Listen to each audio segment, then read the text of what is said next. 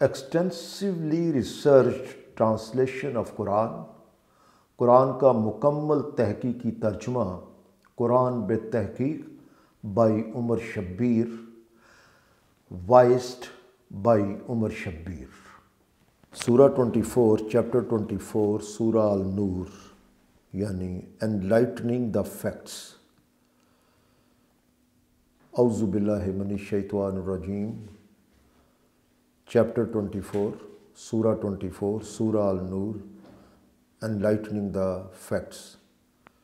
آیات 64۔ 10 کر کے آیات پڑھی جائیں گی۔ تمام آیات کا ترجمہ بریکٹوں سمیت پیش کیا جائے گا۔ بریکٹوں سمیت اس لیے کہ بریکٹ میں جو کچھ ہے وہ ترجمے کو مزید قابل فہم بنانے کے لیے ہے، اس میں انسانی عقل کا دخل نہیں۔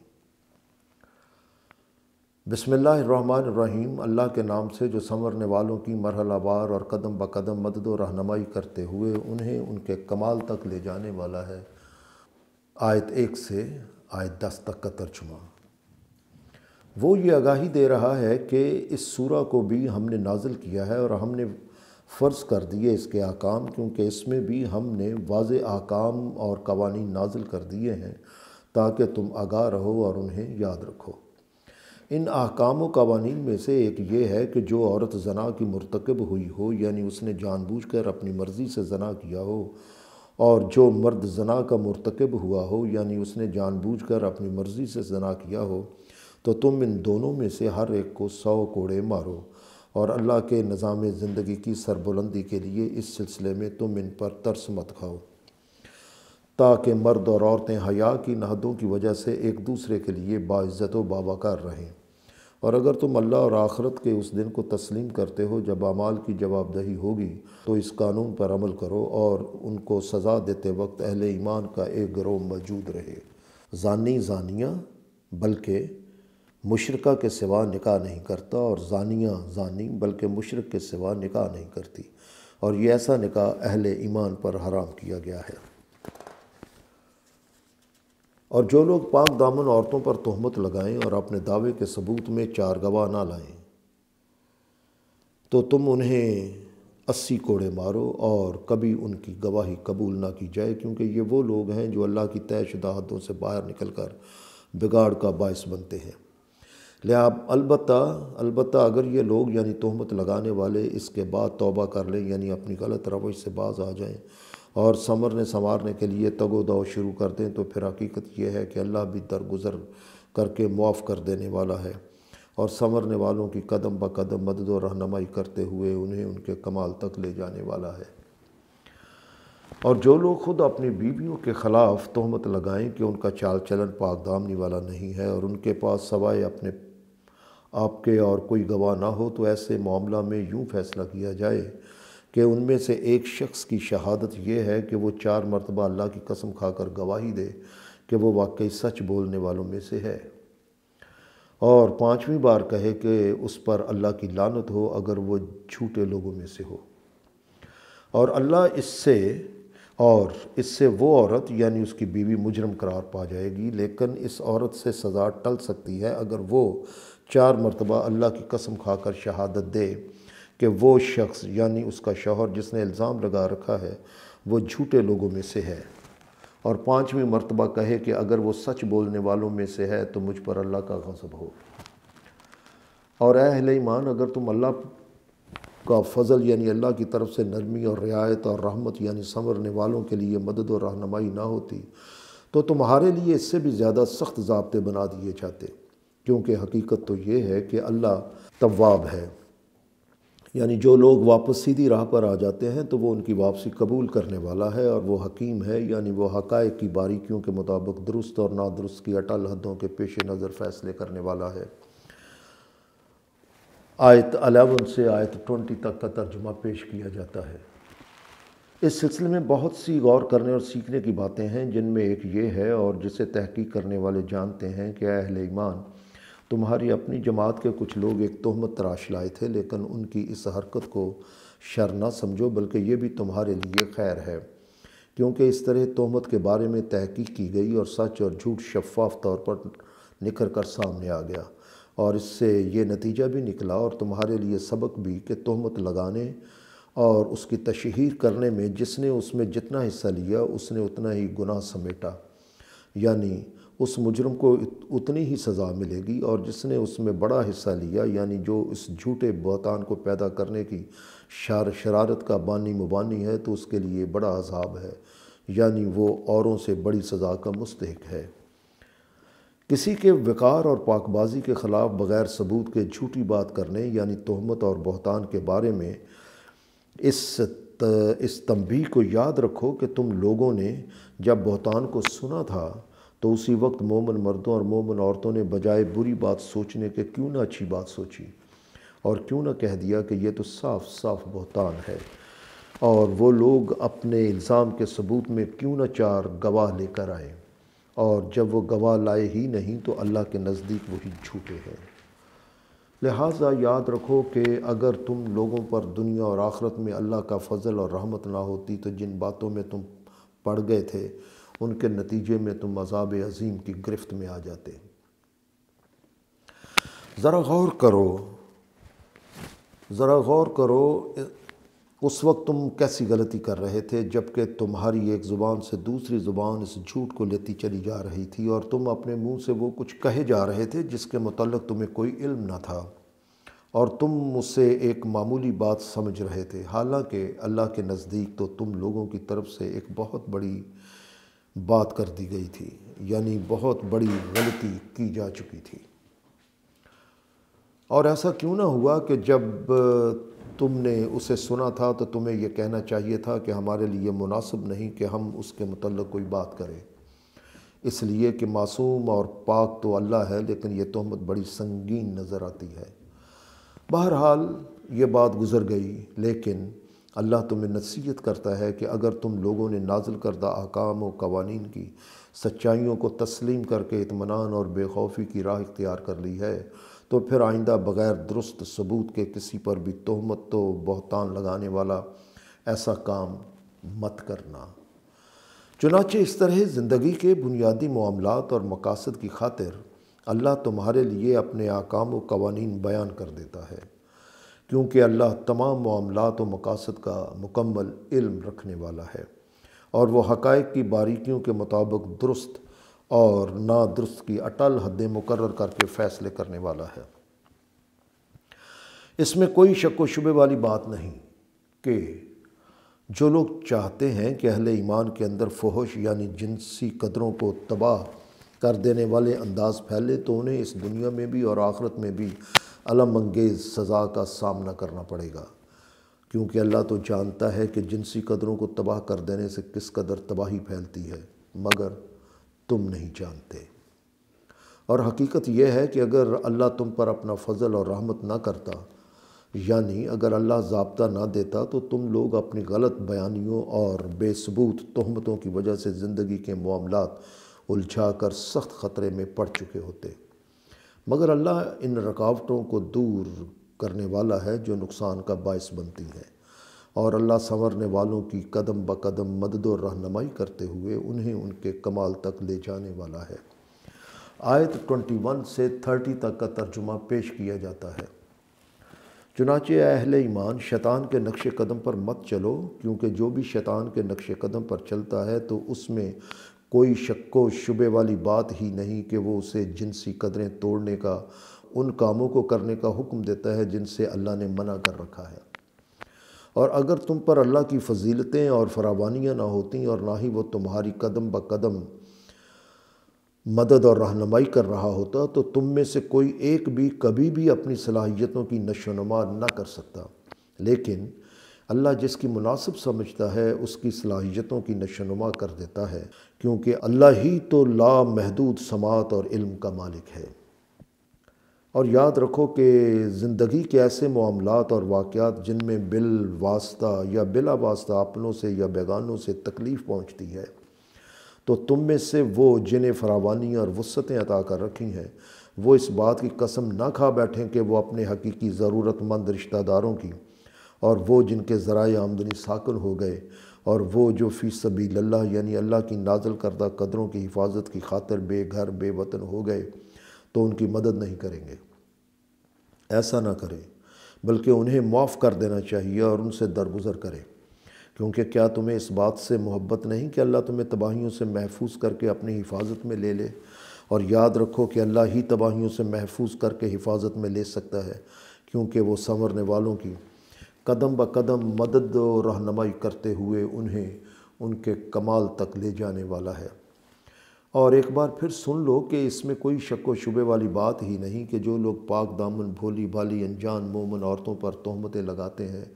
تو انہیں دنیا بھی محبت اور احترام کی خوشگواریوں سے محروم۔ اور ایک بار پھر سن لو کہ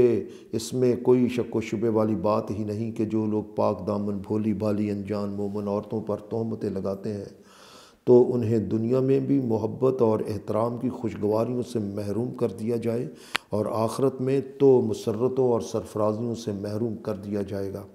اور ان کے لیے عذاب عظیم ہے۔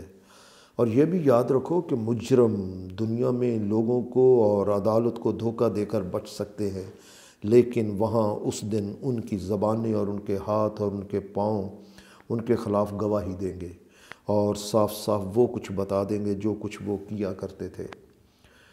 اس دن اللہ انہیں بالکل حقیقت کے مطابق پوری سزا دے گا، اور انہیں علم ہو جائے گا کہ یہ اللہ وہی ہے جو سچائیوں کو صاف طور پر ظاہر کر دینے والا ہے۔ حقیقت یہ ہے کہ خبیث عورتیں خبیث مردوں کے لیے ہیں، یعنی وہ خبیث مردوں کی مددگار ہوتی ہیں، اور خبیث مرد خبیث عورتوں کے لیے ہیں، یعنی وہ خبیث عورتوں کے مددگار ہوتے ہیں۔ ان کے برعکس خرابیوں سے پاک عورتیں خرابیوں سے پاک مردوں کے لیے ہیں، یعنی وہ ان کی مددگار ہوتی ہیں، اور خرابیوں سے پاک مرد خرابیوں سے پاک عورتوں کے لیے ہیں۔ لہٰذا تہمتیں تراشنے والے جو کچھ بھی کہتے رہیں، یہ طیب لوگ ان باتوں سے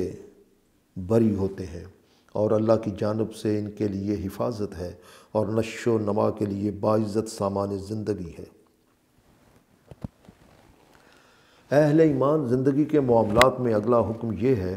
کہ جب تم اپنے گھروں کے علاوہ دوسرے گھروں میں جاؤ تو جب تک ان سے اجازت نہ لے لو تو ان میں داخل نہ ہو، اور جب وہ اجازت دے دیں تو اندر جاؤ اور ان کے رہنے والوں کو سلام کر لو۔ یہ طریقہ تمہارے لیے بہتر ہے، چنانچہ یہ ضروری ہے کہ تم اس حکم کو سمجھو اور اس پر عمل کرو۔ اور پھر اگر وہاں کسی کو نہ پاؤ تو تم اس گھر میں داخل مت ہو جب تک کہ تم کو اجازت نہ دے دی جائے، اور اگر تمہیں اس گھر والے کہتے ہیں کہ واپس چلے جاؤ تو واپس ہو جاؤ۔ اس میں برا منانے کی بھی ضرورت نہیں، کیونکہ ان معاملات کو اگر ان احکام کے تحت چلاؤ گے تو تمہارے معاملات کی نشو و نما ہوگی، اس لیے کہ اللہ ہی ان کاموں کو انتہائی طور پر جانتا ہے جو تم کرتے ہو۔ البتہ تم پر کوئی گناہ نہیں اگر تم بغیر اجازت کے ایسے گھروں میں داخل ہوتے ہو جن میں کوئی بستہ نہیں اور ان میں تمہارا کوئی سامان رکھا ہوا ہے، لیکن یاد رکھو تمہارے ارادے کو اللہ پوری طرح جانتا ہے، چاہے تم اسے ظاہر کرو یا تم چھپائے رکھو کہ ایسے گھروں میں جانے کی تمہاری نیت کیا ہے۔ اے رسول، اب انہیں اگلا حکم سنا دو، اور مومن مردوں سے کہہ دو کہ اپنی نگاہوں کو اپنے قابو میں رکھیں، یعنی ایسا نہ ہو کہ یہ اکسانے کا موجب بنے جس سے کوئی گناہ یا خرابی سرزد ہو، اور وہ اپنی شرمگاہوں کی حفاظت کریں۔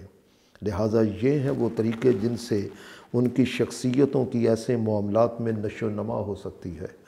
لیکن یہ بھی حقیقت ہے کہ اس سلسلے میں جو وہ کاراگریاں کرتے ہیں اللہ کو اس کی پوری خبر ہے۔ آیت 31 سے آیت 40 تک کا ترجمہ پیش کیا جاتا ہے۔ اور اے رسول، مومن عورتوں سے بھی کہہ دو کہ اپنی نگاہیں اپنے قابو میں رکھیں اور اپنی شرمگاہوں کی حفاظت کریں اور اپنی زینت اور آرائش کو نمایاں نہ کریں،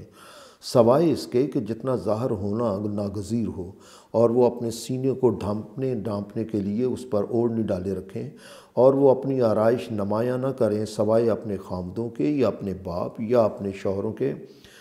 یا اپنے شوہروں کے باپ یا اپنے بیٹوں یا اپنے شوہر کے بیٹوں یا اپنے بھائیوں پر یا اپنے بھائی کے بیٹوں پر یا اپنی بہنوں کے بیٹوں یا اپنی عورتوں یا اپنی ماتحت عورتوں یعنی خادمائیں وغیرہ، یا وہ خدمتگار مرد جو غرض نہ رکھنے والے ہوں، یعنی وہ خدمتگار مرد جن کی مردانہ خصوصیات ختم ہو چکی ہوں، یا وہ کم سن لڑکے جو ابھی عورتوں کے پردے کے معاملات سے واقف نہ ہوں، یہ ہیں وہ افراد جن کے سامنے عورتوں کی آرائش ظاہر ہو جائے تو کوئی حرج نہیں، البتہ یہ بھی یاد رکھیں کہ وہ اپنے پاؤں اس طرح مارتی ہوئی نہ چلیں کہ اپنی جو زینت وہ چھپائے ہوئے ہیں اس کا لوگوں کو علم ہو جائے اور غیر مردوں کی توجہ ان پر مبذول ہوتی رہے۔ لہٰذا اے اہل ایمان، تم سب واپس اللہ کے ان احکام کی طرف آ جاؤ جو تمہیں دیے گئے ہیں، تاکہ تمہاری کوششیں بہتر نتائج پیدا کریں۔ یعنی اگر عورتوں اور مردوں کے معاملات اور تعلقات کی حدیں ہی طے نہ ہوں تو انسانی زندگی کے انفرادی اور اجتماعی نظام کے قیام و استحکام کے لیے کوششیں کامیاب نہیں ہو سکتی۔ اور اے اہل ایمان، اگلا حکم یہ ہے کہ تم میں جو مرد اور عورتیں بغیر ازدواجی زندگی کے رہ رہے ہوں تو ان کے نکاح کا بندوبست کرو، اور وہ اطاعت گزار آدمی جو تمہارے دائرہ اختیار میں ہیں اور وہ اطاعت گزار عورتیں جو تمہارے دائرہ اختیار میں ہیں اور جن کی تم صالحین بننے کے لیے تربیت کر رہے ہو، تو ان میں سے جو صالحین ہیں یعنی جو سنورنے سنوارنے کی تربیت حاصل کر چکے اور ان کے نکاح نہیں ہوئے تو ان کے نکاح کا بندوبست کرو۔ اگر وہ پوری تگ و دو کے باوجود تنگ دستی کی وجہ سے اپنی ضروریات پوری کرنے کے لیے دوسروں کے محتاج ہوں گے تو اللہ کا نظام یعنی اسلامی ریاست اپنی فضیلتوں فراوانیوں سے انہیں خوشحال کر دے گا، کیونکہ اللہ کا نظام تو وہ ہے جو لامحدود وسعت والا اور لامحدود علم والا ہے۔ اور وہ لوگ جو نکاح کے انتظام کی استطاعت نہیں رکھتے تو انہیں چاہیے کہ وہ اپنی پاک دامنی کو محفوظ کیے رکھیں، حتیٰ کہ اللہ کا نظام یعنی اسلامی ریاست انہیں اپنی فضیلتوں فراوانیوں سے خوشحال کر دے گا۔ اور ان میں جو تمہارے ماتحت لوگ ہیں یعنی نوکر خادم یا خادمائیں وغیرہ، اگر وہ چاہتے ہوں کہ تم اپنے مال میں سے انہیں قرض کے طور پر ہی صحیح کچھ دو تاکہ نکاح وغیرہ کے سلسلے میں ان کی ضروریات پوری ہو سکیں اور اس کے معاہدے کے لیے وہ لکھ کر بھی دے دیں، تو اگر تم سمجھو کہ ان میں اچھائی ہے یعنی وہ مال ضائع نہیں کریں گے بلکہ درست استعمال کریں گے اور واقعی ان کی ضروریات پوری کر دینی چاہیے، تو ان سے لکھوا لو، اور جو مال اللہ نے تمہیں دیا ہے اس میں سے انہیں دے دو۔ اور یاد رکھو کہ تمہاری نوجوان لڑکیاں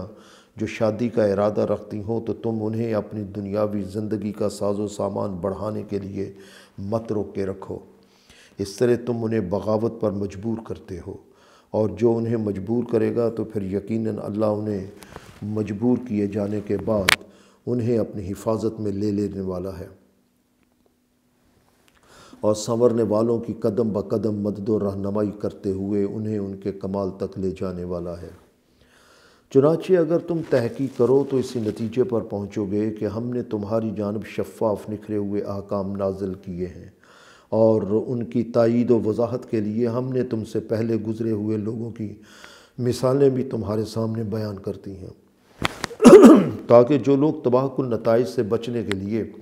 اللہ کے احکام و قوانین کے مطابق زندگی گزارتے ہیں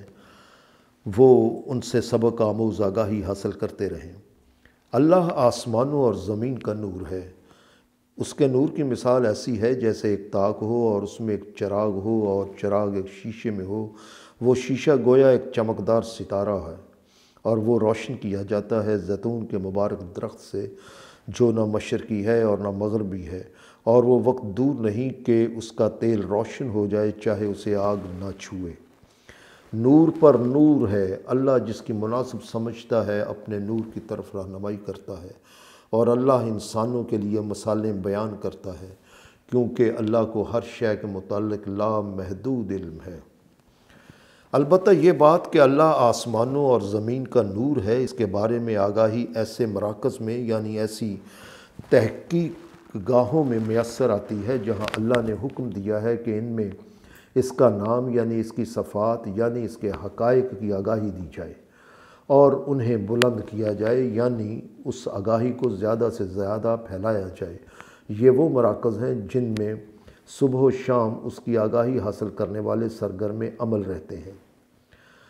وہ آدمی ان مراکز میں سرگرم عمل رہ سکتے ہیں جنہیں کوئی تجارت یا کسی قسم کی خرید و فروخت ذکر اللہ سے یعنی اللہ کے حقائق کی آگاہی میں مگن رہنے سے غافل نہیں کرتی۔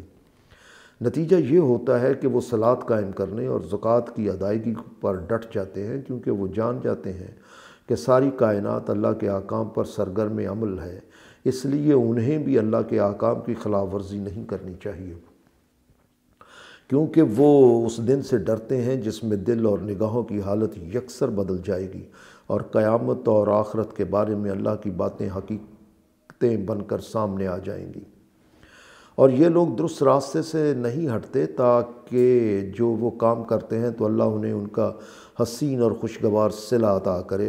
اور اپنی فضیلتوں فراوانیوں سے انہیں اور زیادہ عطا کرے، کیونکہ اللہ تو وہ ہے جسے مناسب سمجھتا ہے اسے بغیر حساب کے زندگی کی نشو و نما کا سامان دیتا ہے۔ اور ان لوگوں کے برعکس جو لوگ کافر ہیں، یعنی وہ لوگ جو اللہ کے احکام و قوانین کو تسلیم کرنے سے انکار کیے رکھتے ہیں، تو ان کے کیے گئے کام کسی چٹیل میدان میں سراب کی طرح ہیں، جس کو پیاسا پانی سمجھتا ہے اور خیال کرتا ہے کہ چلچلاتی دھوپ میں دور سامنے پانی بہہ رہا ہے اور وہ اس کی طرف چلتا رہتا ہے، حتیٰ کہ جب وہ وہاں پہنچتا ہے تو اسے کچھ بھی نہیں ملتا، اور جو کچھ اسے ملتا ہے وہ یہ کہ وہاں بھی اسے اللہ ہی اپنے پاس ملتا ہے۔ یوں اللہ نے اس کا حساب پورا کر دیا، کیونکہ اللہ حساب لینے میں تاخیر نہیں کرتا، یعنی اللہ کی سچائیوں سے انکار کر کے جو کام کیے جاتے ہیں تو کرنے والے کو تو وہ خوشنما نظر آتے ہیں، مگر اللہ کے پاس ان کا کوئی صلہ نہیں ہوتا۔ بلکہ کافروں کے اعمال یوں سمجھو جیسے سمندر کی گہرائی میں اندھیرے ہوں اور ان پر ایک موج چھائی ہو اور اس کے اوپر ایک اور موج ہو اور اس کے اوپر بادل چھائے ہوں، یوں اندھیرے ہوں کہ ایک پر دوسرا اندھیرا چھایا ہو، اور اس وقت وہ اپنا ہاتھ بھی نکالے تو خود بھی اسے دیکھ نہ سکے۔ یاد رکھو کہ جس کے لیے اللہ نور نہ بنائے تو اس کے لیے کوئی نور نہیں، یعنی جن اندھیروں میں اسے اپنا ہاتھ تک نظر نہیں آتا، تو ان میں اگر اس کے پاس ساری دنیا کے ذرائع بھی ہوں لیکن ان میں رہنمائی سے مدد دینے والی کوئی چیز بھی نہ ہو، تو وہ جس قدر بھی تگ و دو کرے گا تو وہ اندھیرے سے شروع ہو کر اندھیرے میں ہی ختم ہو جائے گی، یعنی اس کی ساری کوششیں بے نتیجہ رہ جائیں گی۔ یوں ہی دنیا کی زندگی میں اندھیرے پہ اندھیرے ہیں، اور اندھیروں سے نکلنے کے لیے صرف وحی کا نور ہی رہنمائی دے سکتا ہے، لیکن اگر کوئی اللہ کے اس نور کو ہی تسلیم کرنے سے انکار کر دیتا ہے تو پھر کوئی اور نور یعنی ہدایت اور روشنی نہیں جو اسے درست اور متوازن راہ دکھا سکے اور اندھیروں سے نکال سکے۔ سورہ 24 چیپٹر 24 سورہ النور، آیت 41 سے 50 تک کا ترجمہ پیش کیا جاتا ہے۔ اور یہ انسان ہی ہے جو اللہ کی وحی کی روشنی کے باوجود اندھیروں میں زندگی بسر کرتا رہتا ہے، ورنہ کیا تم دیکھتے نہیں ہو کہ جو بھی آسمانوں اور زمین میں ہے وہ اللہ کے قوانین کی اطاعت میں پورے جوش و خروش سے سرگرم عمل ہے۔ اور ذرا ان پرندوں کو پر پھیلائے ہوئے دیکھو کہ وہ کس طرح بغیر کسی راستے کے نشان کے اپنی اپنی منزل تک پہنچ جاتے ہیں۔ یہ اس لیے ہے کہ کائنات کی ہر شے اپنی صلاحت یعنی اپنے فریضہ زندگی کو جانتی ہے اور تسبیح کرتی ہے، یعنی اپنے فریضہ زندگی کے لیے کس طرح سرگرم عمل رہنا ہے، اس کو بھی جانتی ہے۔ یہ ہے کائنات میں اللہ کا نور، یعنی اللہ کی تعمیری قوتوں کے لیے رہنمائی، جس کی بنیاد پر ہر شے اپنی اپنی منزل کی جانب سرگرم عمل ہے۔ چنانچہ جو فعل بھی کوئی کر رہا ہے اللہ کو اس کا پورا پورا علم ہے، کیونکہ آسمانوں اور زمین پر اللہ ہی کی حکمرانی ہے اور ہر شے لوٹ کر اسی کی طرف جا رہی ہے، اسی لیے کوئی شے اللہ کے علم سے باہر نہیں۔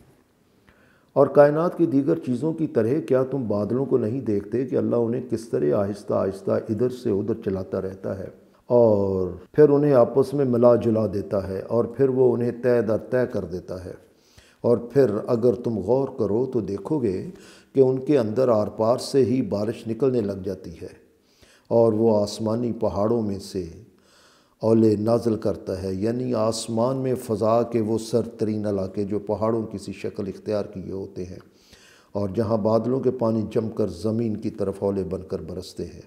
اور پھر وہ ان اولوں کو جس پر مناسب سمجھتا ہے گرا دیتا ہے، اور جس پر مناسب سمجھتا ہے ان کا رخ پھیر دیتا ہے۔ اور اس میں جب کوئی بجلی چمکتی ہے تو یوں لگتا ہے کہ اس بجلی کی چمک آنکھوں کو ہی اچک لے جائے گی۔ اور یہ وہی اللہ ہے جو رات اور دن کو بدلتا رہتا ہے، اور بلا شبہ اس میں عقل و بصیرت والوں کے لیے بڑی سبق آموز آگاہی ہے۔ اور اللہ نے ہر جاندار کو پانی سے تخلیق کیا، یعنی زندگی رکھنے والی ہر شے کو پانی سے بنایا گیا ہے، سورہ 21 آیت 30۔ پھر ان میں وہ بھی ہیں جو پیٹ کے بل رینگتے ہیں، بعض 2 پاؤں پر چلنے والے ہیں اور بعض 4 پاؤں پر۔ بہرحال اللہ جو مناسب سمجھتا ہے تخلیق کرتا ہے، اور حقیقت یہ ہے کہ اللہ نے ہر شے پر مناسبت کے پیمانے مقرر کیے ہوئے ہیں۔ بہرحال اگر تم تحقیق کرو تو اسی نتیجے پر پہنچو گے کہ ہم نے شفاف اور نکھرے ہوئے احکام و قوانین نازل کیے ہیں،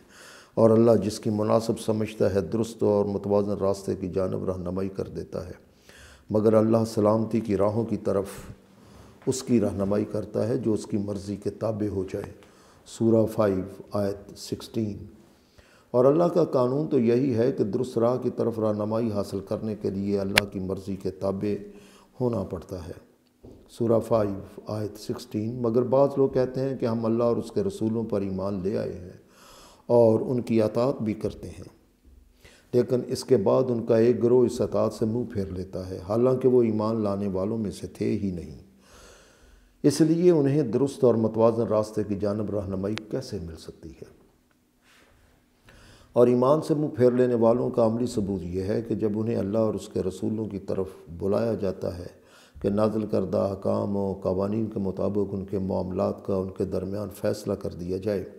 تو ان میں ایک گروہ اچانک اپنا منہ پھیر لیتا ہے اور تسلیم کرنے سے انکار کر دیتا ہے۔ لیکن اگر انہیں معلوم ہو جائے کہ فیصلہ ان کے حق میں ہوگا تو وہ گردنیں جھکائے ہوئے چلے آتے ہیں۔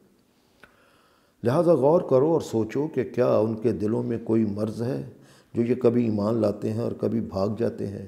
یا یہ شک میں پڑے ہوئے ہیں کہ یہ نازل کردہ احکام و قوانین سچائی پر مبنی نہیں ہیں، یا وہ خوف زدہ ہیں کہ اللہ اور اس کا رسول ان کے ساتھ بے انصافی کریں گے، حالانکہ خود یہ لوگ وہ ہیں جو دوسروں کے حقوق کم کر کے یا ان سے انکار کر کے زیادتی اور بے انصافی کے مجرم بنتے ہیں۔ آیت 51 سے 60 تک کا ترجمہ پیش کیا جاتا ہے۔ مگر جو لوگ ان احکام و قوانین کی صداقتوں کو تسلیم کرتے ہیں تو ان کی بات یہ ہوتی ہے کہ انہیں جب بھی اللہ اور اس کے رسول کی طرف دعوت دی جاتی ہے تاکہ وہ ان کے متنازع معاملات کا ان کے درمیان فیصلہ کر دیں، تو وہ کہتے ہیں کہ ہم نے اس بلاوے کو سن لیا اور ہم اس کی فرما برداری کے لیے تیار ہیں۔ چنانچہ یہ لوگ وہ ہیں جن کی کوششیں کامیاب نتائج پیدا کرتی ہیں۔ بہرحال جو شخص اللہ اور اس کے رسول کی اطاعت کرتا ہے اور اللہ سے ڈرتا ہے اور تباہ کن نتائج سے بچنے کے لیے اسی کے احکام و قوانین اختیار کیے رکھتا ہے، تو یہ وہی لوگ ہیں جو بامراد ہوں گے۔ اور یہ جو منافقین ہیں وہ اللہ کی بڑی بڑی قسمیں کھا کر کہتے ہیں کہ اگر انہیں جہاد کے لیے باہر نکلنے کا حکم دیا جائے تو وہ ضرور نکل کھڑے ہوں گے، مگر اے رسول تم ان سے کہہ دو کہ قسمیں کھانے کی ضرورت نہیں ہے، تم عملاً اطاعت کر کے دکھاؤ، کیونکہ یہ حقیقت ہے کہ اللہ تو وہ ہے جس سے ہر اس کام کی خبر ہوتی ہے جو تم کرتے ہو۔ ان سے کہہ دو کہ تم اللہ کی اطاعت کرو اور رسول کی اطاعت کرو، لیکن اگر تم نے اس سے منہ موڑ لیا تو اس کی ذمہ داری رسول پر نہیں ہوگی، کیونکہ رسول کی ذمہ داری صرف یہ ہے کہ وہ نازل کردہ احکام اور قوانین کو صاف طور پر تم تک پہنچا دے۔ باقی رہا یہ کہ ان احکام و قوانین کی اطاعت سے ملے گا کیا، تو اللہ نے تم میں سے ان لوگوں سے وعدہ کر رکھا ہے کہ جو نازل کردہ صداقتوں کو تسلیم کر لیتے ہیں اور سنورنے سنوارنے کی جد و جہد کرتے رہتے ہیں، تو وہ ضرور انہیں زمین میں خلافت عطا کرے گا، جیسے کہ ان سے پہلے لوگوں کو حکمرانی سے نوازا گیا تھا۔ اور یاد رکھو کہ ان کے لیے ان کا یہ نازل کردہ نظام زندگی یعنی دین اسلام ہی قوت کا باعث بنے گا، کیونکہ اسی کو اللہ نے ان کے لیے پسند کر رکھا ہے، اور اسی جد و جہد کے دوران جو ان پر خوف طاری رہتے ہیں تو اللہ ضرور ان کے خوف کو بے خوفی اور اطمینان میں بدل دے گا، لیکن وہ میری غلامی یعنی میری مکمل اطاعت جاری رکھیں اور مجھ پر بھروسہ کم کر کے کسی کو میرے اختیارات میں شریک نہ کریں۔ لیکن اس کے بعد پھر جس نے میری عنایات کی ناقدری کر ڈالی تو سمجھ لینا یہ وہی لوگ ہیں جو فاسق ہیں، یعنی جو اللہ کی نشو و نما دینے والی حدوں سے نکل کر خرابیاں پیدا کرنے کا باعث بنتے ہیں۔ لہٰذا تم صلاۃ قائم کرو، یعنی نماز سمیت اللہ کے احکام و قوانین کا نظام قائم کرو، اور زکوٰۃ کی ادائیگی کرتے رہو، یعنی دولت کی تقسیم کا ایسا نظام قائم کرو جس سے افراد نشو و نما حاصل کرتے ہوئے آگے بڑھتے رہتے ہیں، اور رسول کی اطاعت کرتے رہو تاکہ تمہاری قدم بقدم مدد و رہنمائی کرتے ہوئے تمہیں تمہارے کمال تک پہنچایا جائے۔ چنانچہ تم اس نازل کردہ نظام زندگی پر ڈٹ کر ثابت قدمی سے عمل پیرا ہو جاؤ، اور اس کا وہم و گمان تک بھی نہ کرو کہ جن لوگوں نے اس کی سچائیوں سے انکار کر رکھا ہے وہ اس نظام پر غالب آ جائیں گے اور ان احکام و قوانین کو بے بس کر دیں گے، اور یاد رکھو کہ ان کا ٹھکانہ دوزخ ہے اور وہ بہت ہی بری قیام گاہ ہے۔ اے اہل ایمان، زندگی کی جد و جہد کے لیے ان احکامات کے بعد گھریلو زندگی میں آرام کرنے کے لیے ذاتی خلوت اہم عمل ہے، جس کے لیے اس اصول کو یاد رکھو کہ تمہارے ماتحت یعنی اجرت پر کام کرنے والے خادم وغیرہ اور تم میں سے وہ جو ابھی بلوغت تک نہ پہنچے ہوں اور وہ ان 3 اوقات میں تمہارے پاس آنا چاہیں تو اجازت لے کر آئیں: فجر کی نماز سے پہلے، دوپہر کے وقت جب تم کپڑے اتار کر آرام کرتے ہو، اور عشاء کی نماز کے بعد جب تم سونے کے لیے چلے جاتے ہو۔ یہ تمہارے لیے 3 اوقات پردے کے ہیں، ان کے بعد وہ بلا اجازت آئیں تو تم پر کوئی گناہ ہے نہ ان پر، کیونکہ تمہیں ایک دوسرے کے پاس بار بار آنا ہی ہوتا ہے۔ اس طرح اللہ تمہارے لیے اپنے احکام واضح طور پر بیان کر دیتا ہے، اس لیے کہ اللہ لامحدود علم رکھنے والا ہے اور حقائق کی باریکیوں کے مطابق فیصلے کرنے والا ہے۔ اور جب تم میں سے جو نابالغ لڑکے ہیں وہ بالغ ہو جائیں تو انہیں تمہارے گھروں میں آنے کے لیے اسی طرح اجازت لینی چاہیے جس طرح ان کے بڑے اجازت لیتے رہے ہیں۔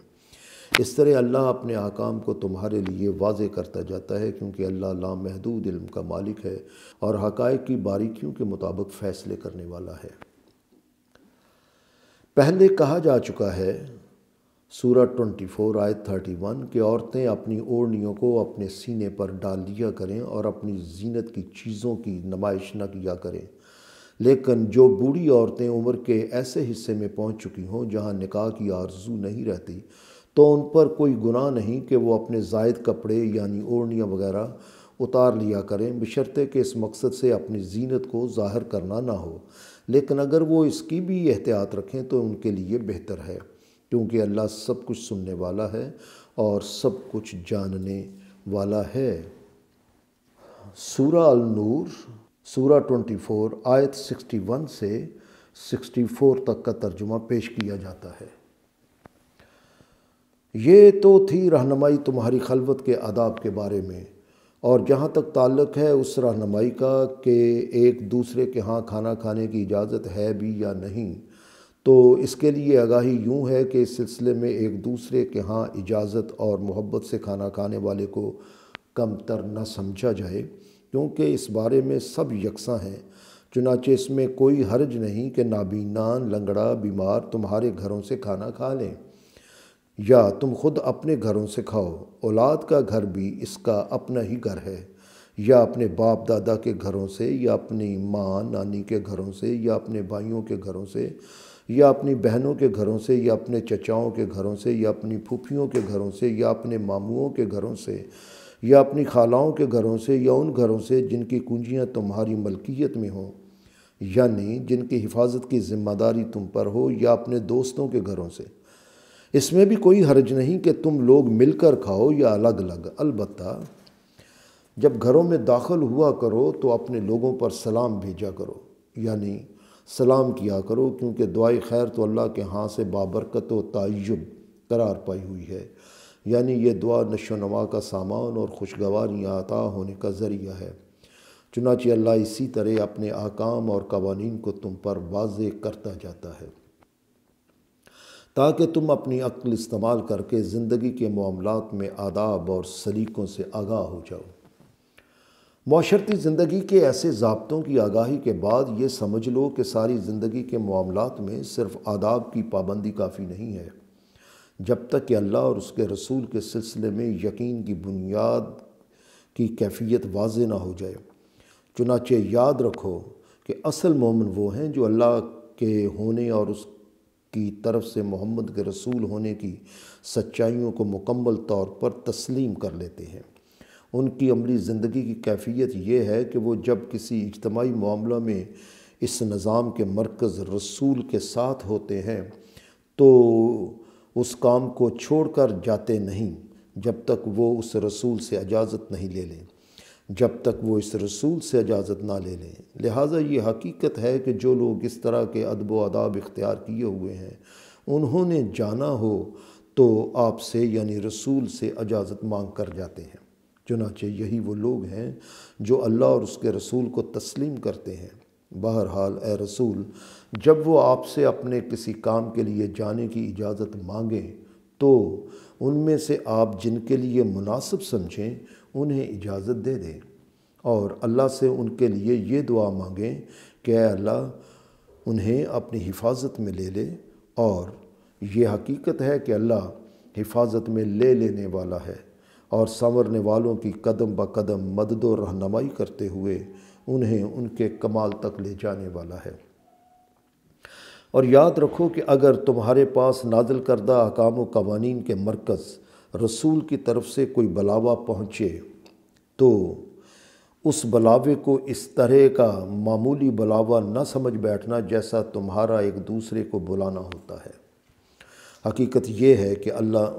ان تمام لوگوں سے باخبر ہے جو تم سے نظر بچا کر کھسک جاتے ہیں، اور جو لوگ رسول کے حکم کی خلاف ورزی کرنے والے ہیں تو ایسے لوگوں کو خوف زدہ رہنا چاہیے کہ اس طرح وہ کسی سخت آزمائش میں گرفتار ہو سکتے ہیں یا کوئی بڑا الم انگیز عذاب ان تک پہنچ سکتا ہے۔